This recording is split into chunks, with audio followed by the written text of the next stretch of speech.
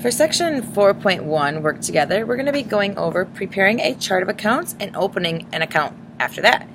So directions state that Clara Ross owns a service business called Ross Company, which uses the following accounts.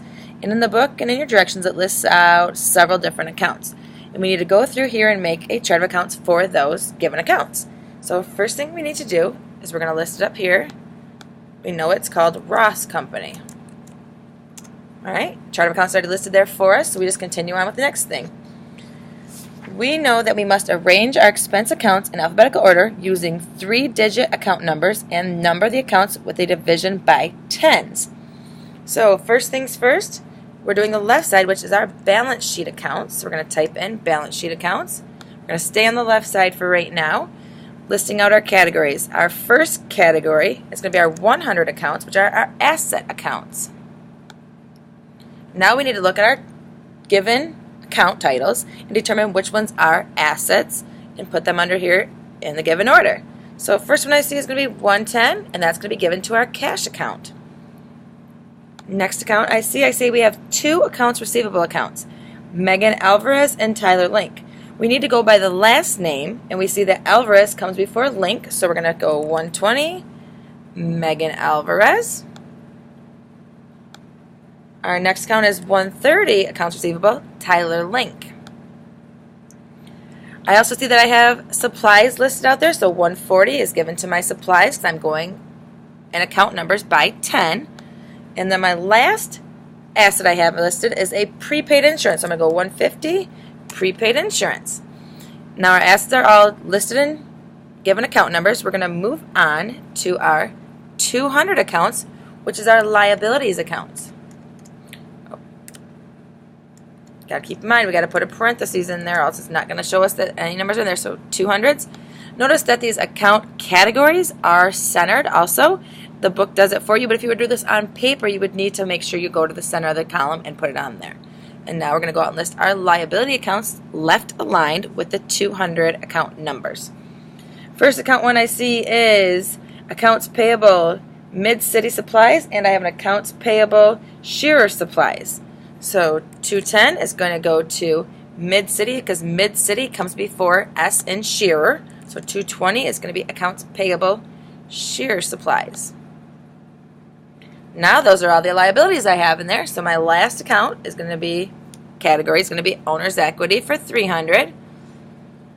I have 2 owner's equity accounts. We have the capital and the drawing. So C comes before D, so that one's going to be listed first for 310.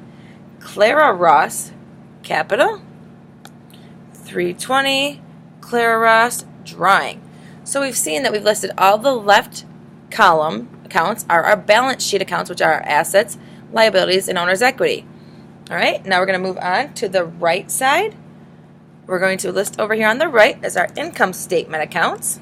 These are going to be things such as our revenue and our expenses, so our sales and all the bills that we've had to pay or expenses we've paid out during the month.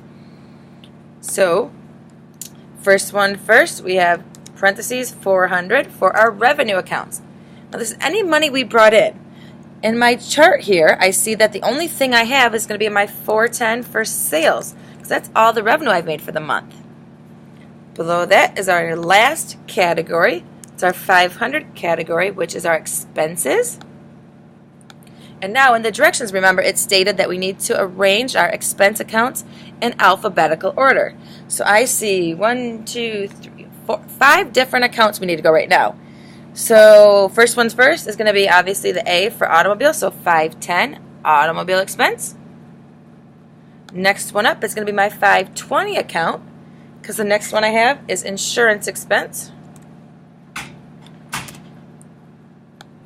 All right, so the next expense account I have is going to be my 520, my insurance expense. Then continuing on, the next one I see, I'm going to have a 530 for miscellaneous. My 540 is going to belong to rent because rent comes before supplies. And then my last account for this category is going to be my supplies expense at 550. So you have just went through and created the directions ones, which were to prepare a chart of accounts. All right. Direction 2 states that 2 new accounts postage expense and utilities expense are to be added to the chart of accounts prepared in instruction number 1. Assign account numbers to these two new accounts. So down here I have new accounts down here a little bit. I'm going to see if I can scroll down to get you a better view. I'll keep that in view there. So what I have is account number needs to be listed on the left, and on the right it's going to be account title. So those are my two category listings here I need to follow along through. Now we see that postage expense. So where up here would P belong? P would belong between the M and the R. So what are you going to do? Because you have a 530 and a 540, you can't make up another 530 or another 540, and you can't realign these. So you would use 535 because it's right between those two, and you would put postage expense. All right. Now the last one was for utilities expense. U comes after S, so we're okay there. So we just use the new account title number of 560 and utilities expense. All right, so you've created two new accounts to be added to our chart of accounts. All right, now the last direction states that we need to, using the account form in the working papers, open cash. Now, before I scroll down, we notice up here at the top, right here, that 110 is my cash account. So I'm going to scroll down here.